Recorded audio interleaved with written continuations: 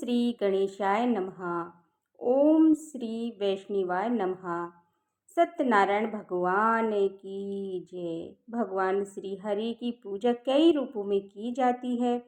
उनमें से उनका सत्यनारायण रूप इस कथा में बताया गया है। श्री सत्यनारायण भगवान की कथा के दो प्रमुख विषय हैं, जिनमें से एक है संकल्पों को भूलना और दूसरा है प्रसाद का अपमान करना। व्रत कथा के अलग अलग अध्यायों में छोटी छोटी कहानियों के माध्यम से बताया गया है कि सत्य का पालन न करने पर किस तरह की परेशानी आती है। इसीलिए जीवन में सत्य व्रत का पालन पूरी निष्ठा और दृढ़ता के साथ करना चाहिए। ऐसा न करने पर भगवान न केवल नाराज होते हैं, अपितु दंड स्वरूप सुख संपत्ति और बंधु बांधवों के सुख से भी वंचित कर देते हैं। हर महीने की पूर्णमासी को भगवान श्री सत्यनारायण व्रत कथा का पाठ किया जाता है। तो आइए रसपान करते हैं। श्री सत्यनारायण भगवान की कथा का प्रारंभ करने से पहले आप सभी से अनुरोध है कि कमेंट बॉक्स में श्री सत्यनारायण भगवान की जय जरूर लिखिएगा। तो प्रेम से बोलिए श्री सत्यनारायण भगवान की जय। भगवान विष्णु की जय। माता लक्ष्मी की जय।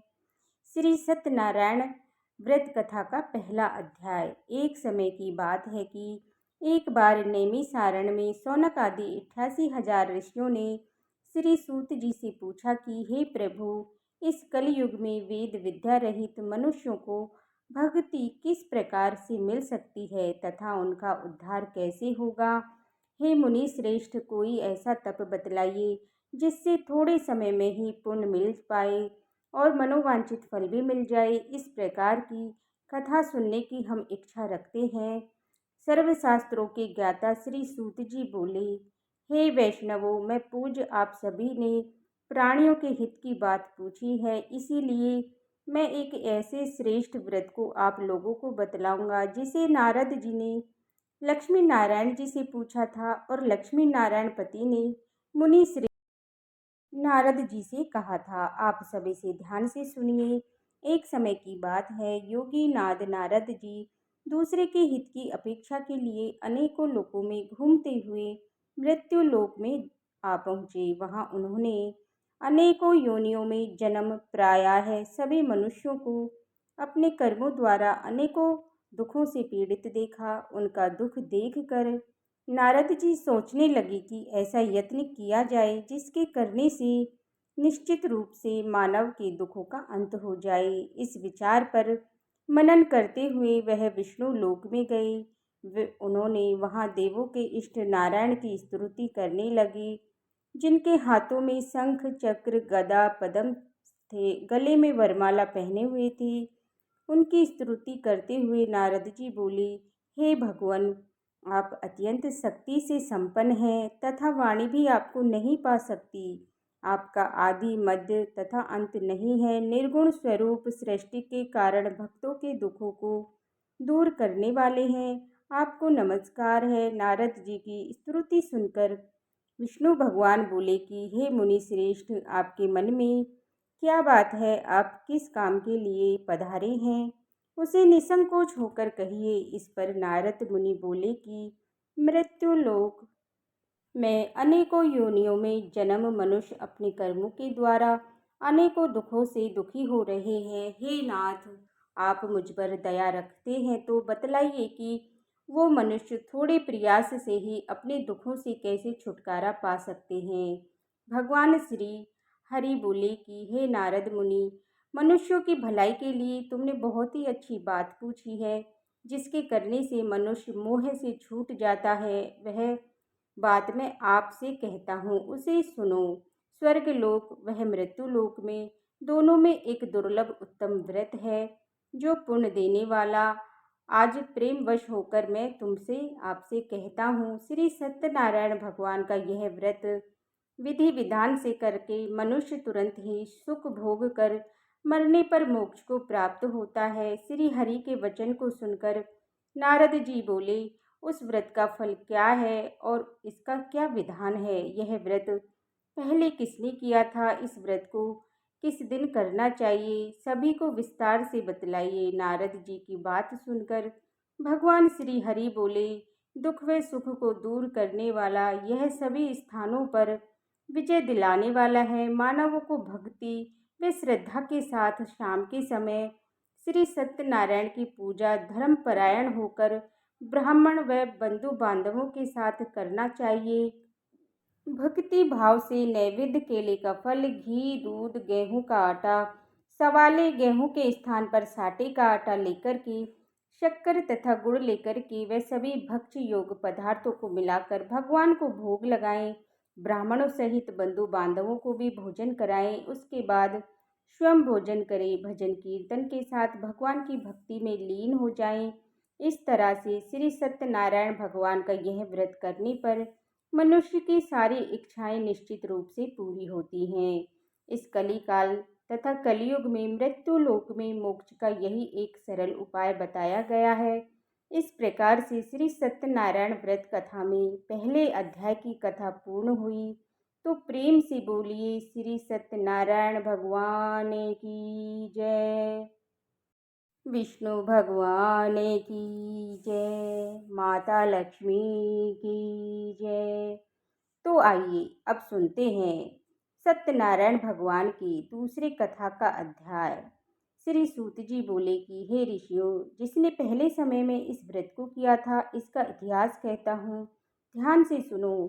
सुंदर काशीपुरी नगरी में एक अत्यंत निर्धन ब्राह्मण रहता था। भूख प्यास से परेशान होकर वह धरती पर घूमता रहता है। ब्राह्मणों से प्रेम करने वाले भगवान ने एक दिन ब्राह्मण का वेश धारण कर उसके पास जाकर पूछा कि हे विप्रे, नित्य दुखी होकर तुम पृथ्वी पर क्यों घूमते हो? दीन ब्राह्मण बोला, मैं निर्धन हूँ, मैं भिक्षा के लिए धरती पर घूमता हूँ। हे भगवान, यदि आप इसका कोई उपाय जानते हो तो बतलाइए। वृद्ध ब्राह्मण कहते हैं कि श्री सत्यनारायण भगवान मनोवांछित फल देने वाले हैं, इसीलिए तुम उनका पूजन करो। इसे करने से मनुष्य सभी दुखों से दूर हो जाता है। वृद्ध ब्राह्मण बनकर आए सत्यनारायण भगवान व्रत का सारा विधान बताकर अंतर्ध्यान हो गए। ब्राह्मण मन ही मन सोचने लगा कि जिस व्रत को करने के लिए ब्राह्मण देवता कहते गए हैं, मैं उसे जरूर करूँगा। यह निश्चय करने के बाद उसे रात में नींद नहीं आई। वह सुबह उठकर सत्यनारायण भगवान का व्रत निश्चय कर भिक्षा मांगने के लिए चला गया। उस दिन ब्राह्मण के भिक्षा में बहुत सा धन प्राप्त हुआ, जिससे उसने बंधु बांधवों के साथ लेकर के श्री सत्यनारायण भगवान का व्रत संपन्न किया। भगवान सत्यनारायण का व्रत संपन्न करने के बाद वह निर्धन ब्राह्मण सभी दुखों से छूट गया और अनेकों प्रकार की संपत्तियों से युक्त हो गया। उसी समय से वह ब्राह्मण हर माह यह व्रत को करने लगा। इस तरह से श्री सत्यनारायण भगवान के व्रत को जो मनुष्य करेगा वह सभी प्रकार के पापों से छूटकर मोक्ष को प्राप्त होगा। जो मनुष्य इस व्रत को करेगा वह सभी दुखों से मुक्त हो जाएगा। श्री सूत जी बोले, इस तरह से नारद जी से नारायण जी ने कहा हुआ श्री सत्यनारायण व्रत को मैंने तुमसे कहा है। हे विप्रो, मैं अब और क्या कहूँ? ऋषि बोले कि हे मुनिवर, संसार में उस विप्र से सुनकर और किस किस ने इस व्रत को किया और हम सब इस बात को सुनना चाहते हैं। इसके लिए हमारे मन में श्रद्धा का भाव है। श्री सूत जी बोले, हे मुनियों, जिसने इस व्रत को किया है वह सब सुनो। एक समय वहीं एक विप्र धन व समय के अनुसार अपने बंधु बांधवों के साथ इस व्रत को करने को तैयार हुआ। उसी समय वह बूढ़े वेश में लकड़ी बेचने वाला आया और लकड़ियां बाहर रखकर अंदर ब्राह्मण के घर में आया। प्यास से दुखी वह लकड़हारा उसको व्रत करते देखकर विनम्र से नमस्कार कर पूछने लगा कि आप यह क्या कर रहे हैं तथा इससे करने से क्या फल मिलेगा, कृपया करके मुझे बताइएगा। ब्राह्मण ने कहा कि सब मनोकामनाओं को पूरा करने वाला यह सत्यनारायण भगवान का व्रत है। इनकी कृपा से ही मेरे घर में धन्य धान आदि की वृद्धि हुई है। हे विप्र, से सदा सत्यनारायण व्रत के बारे में जानकर लकड़हारा बहुत प्रसन्न हुआ और चरणामृत लेकर के वह प्रसाद खाने के बाद वह अपने घर गया। लकड़हारे ने अपने मन में संकल्प किया कि आज लकड़ी बेचने से जो धन मिलेगा उसी से श्री सत्यनारायण भगवान का उत्तम व्रत करूँगा। मन में इस प्रकार विचार करते हुए वह आदमी सिर पर लकड़ियां रखकर उस नगर में बेचने गया जहाँ पर धनी लोग रहते थे। उस नगर में अपनी लकड़ियों का दाम पहले से 4 गुना अधिक प्राप्त हुआ।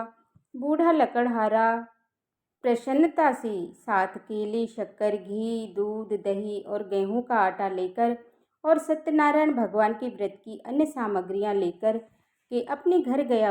वहां उसने अपने बंधु बांधवों को बुलाकर विधि विधान से सत्यनारायण भगवान का पूजन और व्रत किया। इस व्रत के प्रभाव से वह बूढ़ा लकड़हारा धन पुत्र आदि से युक्त होकर संसार के समस्त सुख भोग अंतकाल में बैकुंठ धाम को चला गया। इस प्रकार से श्री सत्यनारायण व्रत कथा में दूसरे अध्याय की कथा पूर्ण हुई।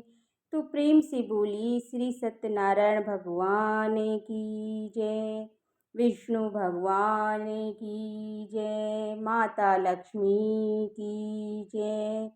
तो आइए अब सुनते हैं श्री सत्यनारायण भगवान के तीसरे अध्याय की कथा। श्री सूत जी बोले कि हे श्रेष्ठ मुनियों, अब आगे की कथा कहता हूँ। पहले के समय में उल्कामुख नाम का एक बुद्धिमान राजा था। वह सत्यव्रता और जितेंद्रिय था। प्रतिदिन दिव्य स्थानों पर जाता और निर्धनों को धन देकर उनके कष्ट दूर करता था। उसकी पत्नी कमल के समान मुख वाली तथा सती साध्वी थी। भद्रशिला नदी के तट पर उन दोनों ने श्री सत्यनारायण भगवान का व्रत किया। उसी समय साधु नाम का एक वैश्य आया। उसके पास व्यापार करने के लिए बहुत सा धन भी था।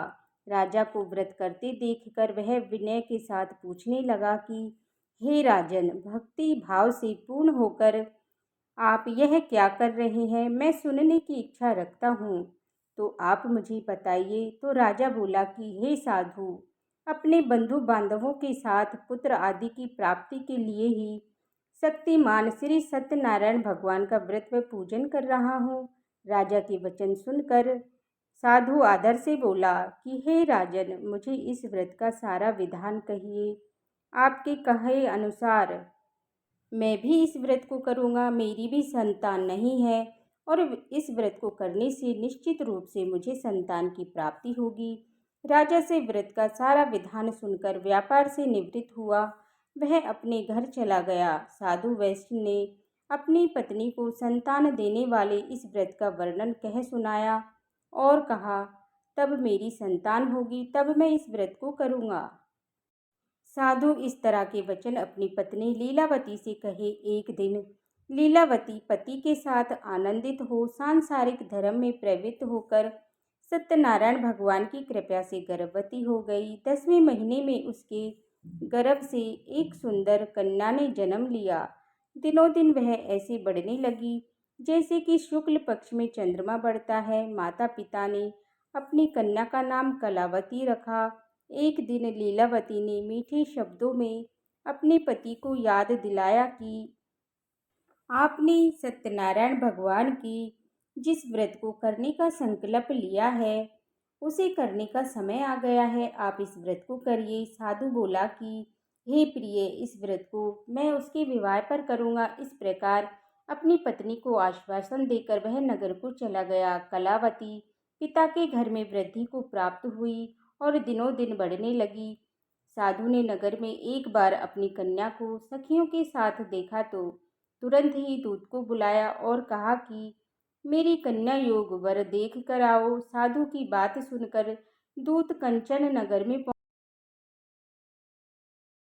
लड़की के सुयोग वर्णित पुत्र को ले आया। सुयोग लड़के को देखकर साधु ने अपने बंधु बांधवों को बुलाकर अपनी पुत्री का विवाह कर दिया। लेकिन दुर्भाग्य की बात यह थी कि उसने अभी भी श्री सत्यनारायण भगवान का व्रत नहीं किया। इस पर श्री सत्यनारायण भगवान क्रोधित हो गए और श्राप दे दिया कि साधु को अत्यंत दुख की प्राप्ति हो।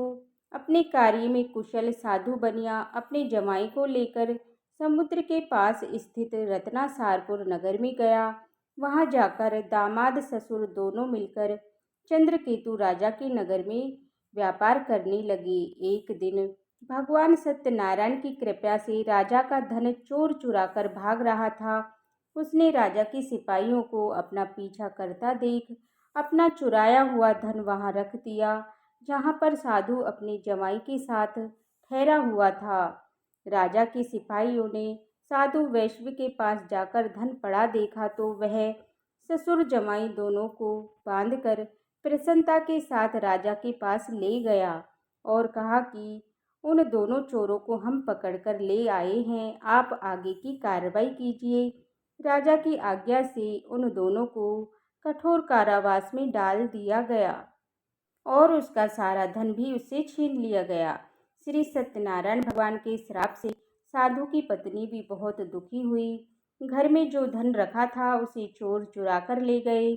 शारीरिक तथा मानसिक पीड़ा वह भूख प्यास से अधिक दुखी और अन्य की चिंता में कलावती घूमते हुए एक ब्राह्मण के घर में गई। वहां उसने श्री सत्यनारायण भगवान का व्रत होते देखा, फिर कथा भी सुनी। वह प्रसाद ग्रहण कर रात को घर वापस आई। माता ने कलावती से पूछा कि हे पुत्री, अब तुम कहाँ थी? मैं तेरे मन में क्या है? कलावती ने माता से कहा, हे माता, मैंने एक ब्राह्मण के घर श्री सत्यनारायण भगवान का व्रत देखा है। कन्या के वचन सुनकर भगवान के व्रत के लिए लीलावती तैयार होने लगी। लीलावती ने बंधु बांधवों सहित श्री सत्यनारायण भगवान का पूजन और व्रत किया और उनसे वर मांगा, मेरे पति तथा जमाई सीधे घर आ जाएं। साथ ही यह भी प्रार्थना की कि हम सबका अपराध क्षमा करें। श्री सत्यनारायण भगवान इस व्रत से संतुष्ट हो गए और राजा चंद्रकेतु को सपने में दर्शन देकर कहा कि हे राजन, तुम उन दोनों वैश्यों को छोड़ दो और तुमने उनका जो धन लिया है उसे वापस कर दो। अगर ऐसा नहीं किया तो मैं तुम्हारा धन, राज्य और संतान सभी को नष्ट कर दूंगा। राजा को यह सब कहकर वह अंतर्ध्यान हो गए। प्रातःकाल सुबह राजा ने अपना सपना सुनाया, फिर बोला, अपने वर्णित पुत्रों को कैद से मुक्त कर दो और सभा में ले आओ। तो दोनों ने आते ही राजा को प्रणाम किया। राजा मीठी वाणी में बोला कि हे महानुभाव, भाग्यवश ऐसा कठिन दुख प्राप्त हुआ है, लेकिन अब तुम्हें कोई भय नहीं है।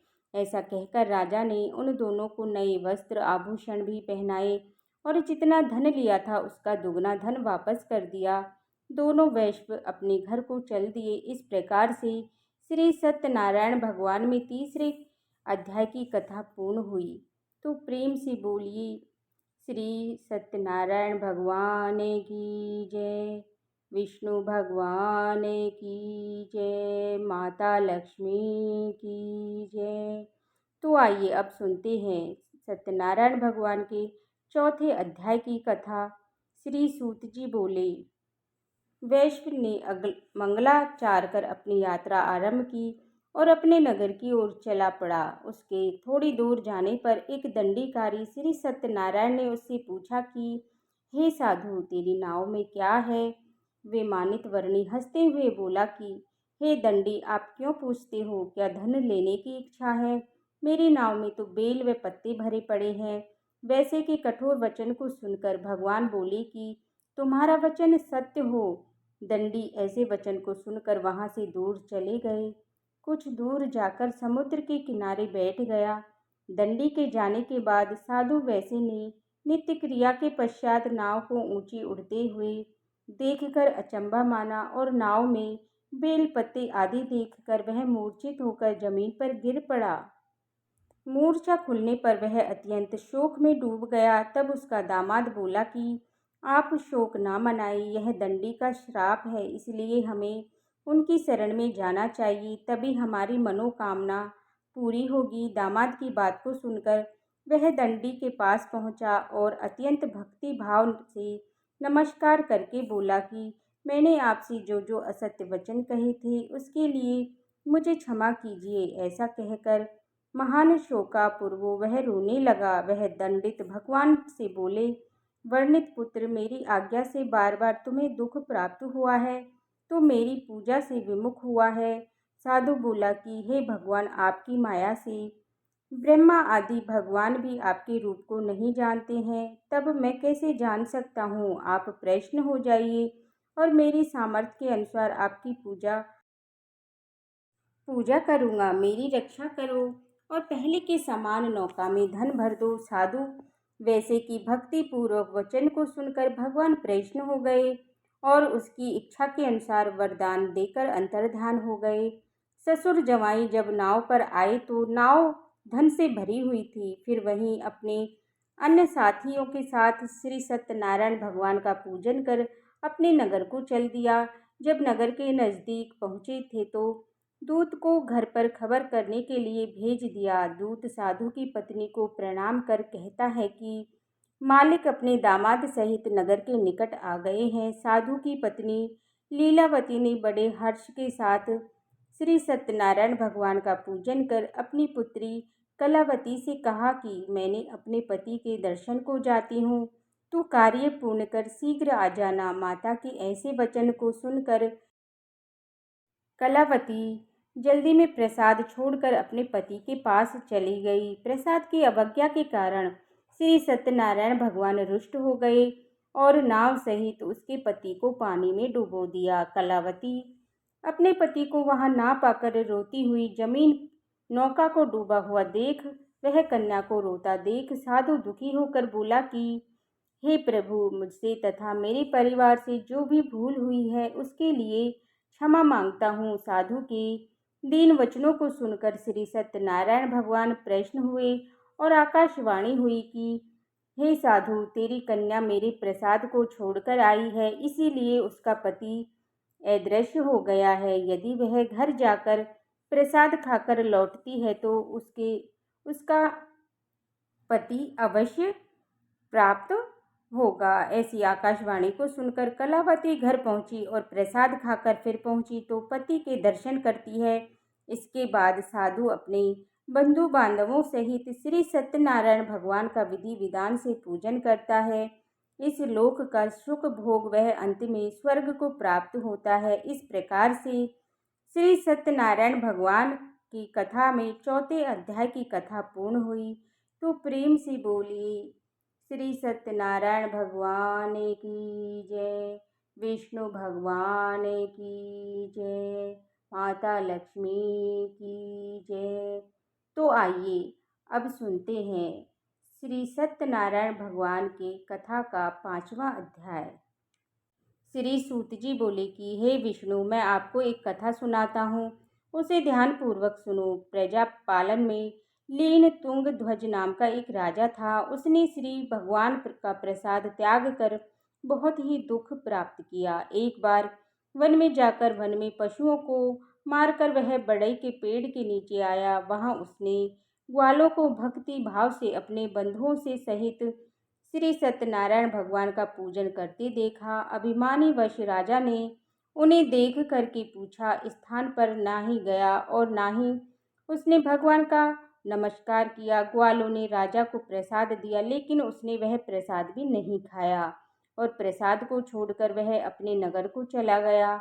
जब वह नगर में पहुंचा तो वहां सब कुछ तहस नहस हुआ पाया, तो वह शीघ्र ही समझ गया कि यह सब भगवान ने ही किया है। वह दोबारा ग्वालों के पास पहुंचा और विधि पूर्वक पूजा करके प्रसाद खाया तो श्री सत्यनारायण भगवान की कृपा से पहले जैसा सब कुछ अच्छा हो गया और दीर्घ काल तक सुख भोगने के बाद मरणोपरांत उसे स्वर्गलोक की प्राप्ति हुई। जो मनुष्य श्रद्धा पूर्वक इस व्रत को करेगा तो भगवान सत्यनारायण की अनुकंपा से उसे धन धान की प्राप्ति होगी। निर्धन धनी हो जाता है और अभय मुक्त जीवन जीता है। संतानहीन मनुष्य को संतान सुख प्राप्त होता है और सारे मनोरथ पूर्ण होने पर मनुष्य अंतकाल में बैकुंठ को जाता है। सूत जी बोले, जिन्होंने पहले इस व्रत को किया, अब उसके दूसरे जन्म की कथा कहता हूँ। वृद्ध सदानंद ब्राह्मण ने सुदामा का जन्म लेकर मोक्ष की प्राप्ति की। लकड़हारे अगले जन्म में निषाद बनकर मोक्ष को प्राप्त किया। उल्का मुख नाम का राजा दशरथ होकर बैकुंठ को गए। साधु नाम के वैसे ने मोर ध्वज बनकर अपने पुत्र को आरे से चीरकर मोक्ष को पाया। महाराज तुंगध्वज ने शंभु होकर भगवान के भक्त होकर के मोक्ष को प्राप्त किया। इस प्रकार से श्री सत्यनारायण व्रत कथा में 5वें अध्याय की कथा पूर्ण हुई। तो प्रेम से बोलिए श्री सत्यनारायण भगवान की जय, विष्णु भगवान की जय, माता लक्ष्मी की जय, सर्व देवी देवताओं की जय। तो इस प्रकार से जो भक्ति सच्ची श्रद्धा के साथ नियम और निष्ठा के साथ भगवान श्री सत्यनारायण का पूजन करते हैं, व्रत रखते हैं तथा कथा सुनते हैं, तो भगवान सत्यनारायण की कृपा से उनके सभी दुख व कष्ट दूर हो जाते हैं तथा सभी प्रकार की सुख और समृद्धि की प्राप्ति होती है। तो मैं आशा करती हूँ कि आपको ये कथा अच्छी लगी होगी। इस प्रकार की कथा पूजा की जानकारी जानने के लिए, व्रत पूजा के बारे में जानने के लिए, कथा को सुनने के लिए चैनल पर अगर आप पहली बार आए हैं तो आप चैनल को लाइक सब्सक्राइब करें, साथ ही बेल आइकन बटन को प्रेस करें ताकि आने वाली वीडियो का नोटिफिकेशन आप सभी को समय पर मिलता रहे। ओम नमो भगवती वासुदेवाय नमः। हरे कृष्ण।